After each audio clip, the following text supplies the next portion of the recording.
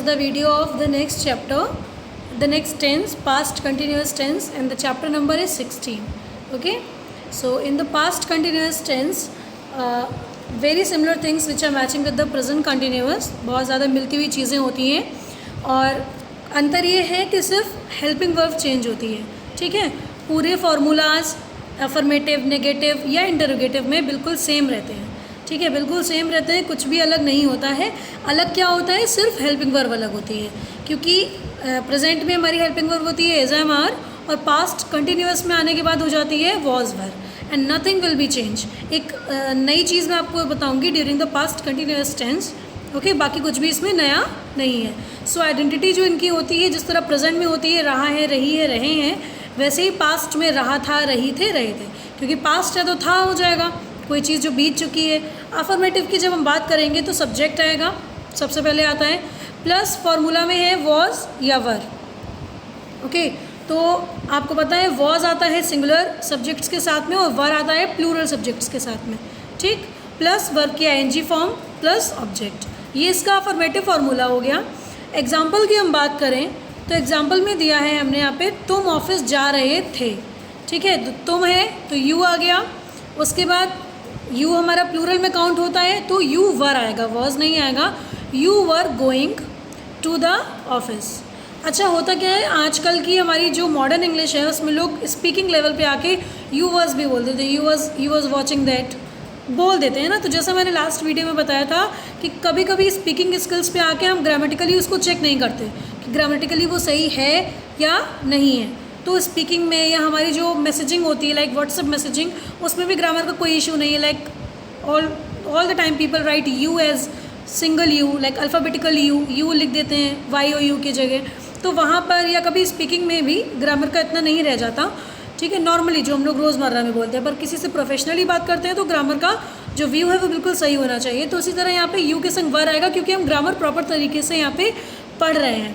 So you were, then जाने की होती है गो, आईएनजी फॉर्म चाहिए तो यू वर गोइंग, और हमारा ऑब्जेक्ट हो गया ऑफिस, तो टू द ऑफिस. ठीक है, अब मैं कल गाना गा रहा था, नेक्स्ट सेंटेंस है मैं कल गाना गा रहा था. आई वॉज, अब आप कहेंगे कि मैंने आपको हमेशा ये बताया है कि आई प्लूरल में काउंट होता है ना, तो मैम यहाँ पे वर आना चाहिए. आई वर सिंगिंग, तो आई के साथ वॉज भी सही है और वर भी सही है, बट किस सिचुएशन वर सही है वो मैं आपको अभी बताऊंगी. आई के संग वॉज बात हम तब करते हैं जब हम किसी सही चीज़ की बात करते हैं, मतलब the thing which is present in real, जो चीज़ वर्तमान में या सही में होती है, जो काम सही में होता है, अगर हम उसकी बात करते हैं तो आई के साथ वॉज आता है. लेकिन अगर हम कोई इमेजिनेशन है हमारे दिमाग में, कुछ इमेजिन कर रहे हैं, कुछ फेंक रहे हैं, कुछ गलत बोल रहे हैं, कुछ झूठ बोल रहे हैं, है ना, झूठा झूठा जो कहना, अनरियल सा कुछ कहना, इमेजिन करके कुछ कहना विच इज़ नॉट रियल, जो रियल नहीं हो, ना ही प्रेजेंट होता है, हमें आसपास नहीं भी दिखता है, उसमें हम आई के संग वर लगाते हैं. जैसे मैं कल उड़ रहा था, मैं कल उड़ रहा था, तो आपको यहाँ पे सेंस लगाना है कि क्या आप उड़ सकते हैं, जो ये सेंटेंस बोल रहा है क्या वो सच में हो सकता है. दैट इज़ इमेजिनेशन ओनली ना. तो वहाँ पे हो जाएगा आई वर फ्लाइंग यस्टरडे, वहाँ आई वॉज नहीं आएगा, आई वर आएगा, क्योंकि जो सेंटेंस में वर्ड वो बोल रहा है, जो वर्ब है, जो काम हो रहा है, वो काम झूठा है, फॉल्स है, इमेजिनेशन है, जो रियल में नहीं होता, वास्तविकता में नहीं होता. तो वहाँ पे आई के साथ वर. आई वॉज कहाँ पर आता है, जहाँ पे हम रियलिस्टिक चीज़ों की बात कर रहे हो. जैसे मैं कल गाना गा रहा था, तो गाना तो गाया जाता है, रियल में गाता है इंसान. तो I was singing a song yesterday, yesterday बीता हुआ कल, तो कल के लिए I was singing a song yesterday. ठीक, आई होप इसमें कोई दिक्कत नहीं है. वॉज के बाद मेन वर्ब में आईएनजी, देन ऑब्जेक्ट. ठीक, नेगेटिव की बात करेंगे तो नेगेटिव में भी सेम रहता है, बस वॉज नॉट और वर नॉट हो जाता है. Subject plus were according to the subject, plus not, plus verb की आईएनजी फॉर्म, प्लस ऑब्जेक्ट. तो एग्जाम्पल है, अभी इसी को नेगेटिव किया है, तुम ऑफिस नहीं जा रहे थे, so you were the office. मैं कल गाना नहीं गा रहा था, I was not singing a song yesterday. ठीक है ना, इस तरह नेगेटिव बन जाते हैं. इंटेरोगेटिव फर्स्ट टाइप, क्या से शुरू होने वाले सेंटेंस जो इंटेरोगेटिव होते हैं, सब में फर्स्ट टाइप में इंटेरोगेटिव में जो क्या से शुरू होते हैं, हेल्पिंग वर्ब पहले आती है, किसी भी टेंस में हो तो वॉज या वर पहले आएगा. ये बीच में मैंने स्लैश लगाया, अगर आपको कन्फ्यूज़न हो कि मैम आपने वॉज या वर के बीच में ये लाइन क्यों ड्रॉ की है, तो it is not a line, it is slanting line.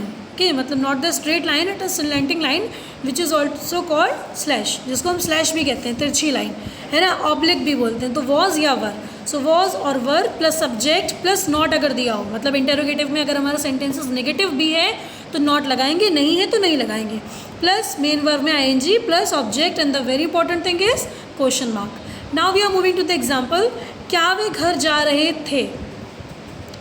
दे जो है वे के लिए दे आता है और दे प्लूरल है ना, तो प्लूरल के लिए हमें वॉज यूज़ करना है या वर करना है, तो हेल्पिंग वर्ब आएगी हमारी वर, देन सब्जेक्ट है दे, उसके बाद मेन वर्ब है जाना तो गो, और आईएनजी फॉर्म है तो going, were they going, now object is घर, ठीक है, तो to home, so were they going to home. क्या पुलिस चोर को नहीं पकड़ रही थी। अब यहाँ पे इंटेरोगेटिव में नेगेटिव भी आ गया, ठीक है, तो नेगेटिव जब आ जाएगा तो नॉट सब्जेक्ट के बाद लगता है, तो पुलिस को यहाँ पे सिंगुलर काउंट किया गया है, ठीक है। पुलिस जैसे अगर अलग अलग स्टेट की पुलिस आ जाए तो वो प्लूरल हो जाएगा, काइंड ऑफ पुलिस अगर आपको दिखेगा तो वो प्लूरल में काउंट होगा, पर अगर सिर्फ एक ही स्टेट की पुलिस है तो वो सिंगुलर में काउंट होती है। तो वॉज द पुलिस, देन है नहीं नॉट लग जाएगा, वॉज द पुलिस नॉट, उसके बाद पकड़ने की होती है कैच, तो आईएनजी फॉर्म हो जाएगी कैचिंग एंड द थीफ, चोर की हो गई थीफ, तो ऑब्जेक्ट हो गया the thief, so was the police not catching the thief. Sentence clear, okay. अब हम यहाँ से नेक्स्ट पेज पे जाएंगे जहाँ पे सेकेंड टाइप ऑफ इंटरोगेटिव, जिसमें सेंटेंस के बीच में क्वेश्चन वर्ड आता है। तो as I told you before, फिर से मैं रिपीट कर दूँ अगर आपको नहीं समझ आया, that the structure will be same, बिल्कुल सेम रहता है, only we are adding question word. सबसे पहले क्वेश्चन वर्ड आता है, जो भी प्रश्न पूछा जाता है उसकी इंग्लिश लिखी जाता है, प्लस वॉज वर्ब यानी हेल्पिंग वर्ब, कोई एक चीज़ according to the subject, plus subject, plus not दिया हो तो प्लस वर्ब की N G form, plus object and then question mark. Now here the sentence is, Suresh और रमेश कल क्या कर रहे थे। तो क्या के लिए हमारा जो क्वेश्चन वर्ड है वो क्या हो जाएगा, वॉट आ जाएगा, वॉट वर क्यों आया, सुरेश और रमेश। जब हम उस दिन सब्जेक्ट वर्ब एग्रीमेंट समझ रहे थे तो हमने क्या समझा था कि जहाँ पे दो अलग अलग लोगों के बीच में एंड लगेगा तो वो प्लूरल में काउंट होंगे, है ना।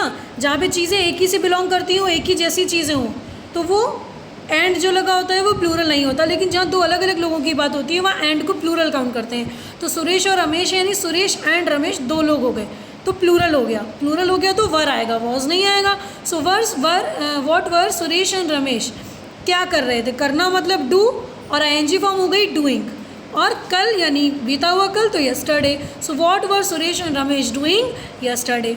अभी एक नेगेटिव देखेंगे इसमें, मेरे पापा ऑफिस क्यों नहीं जा रहे थे।